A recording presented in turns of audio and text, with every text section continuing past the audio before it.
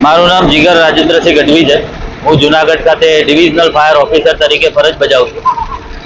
અંદાજે સવારે 6 વાગ્યા આજુબાજુમાં અમને ફાયર કોલ આવેલો કે એસકે પ્લાસ્ટિકમાં જીઆઈડીસીમાં આગ લાગેલ છે।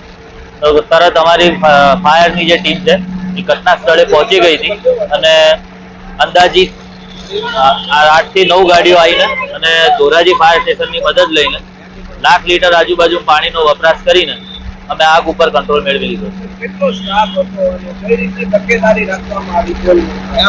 અંદાજિત અમારી 8 થી 9 ટીમ હતી જે ફાયર કોલ ઉપર ઘટના સ્થળ ઉપર કાર્યરત હતી અને પાણીનો વપરાશ કરીને આગ ઉપર કાબુ મેળવવામાં આવ્યો। કેટલો સમય લાગ્યો આગ પર કાબુ લેવામાં અને કેવી મુશ્કેલી? અંદાજિત 3 કલાક 2.5 થી 3 કલાકનો ટાઈમ લાગ્યો છે। એરિયા વધારે હતો જેથી અંદાજિત 2.5 થી 3 કલાકનો સમય લાગ્યો।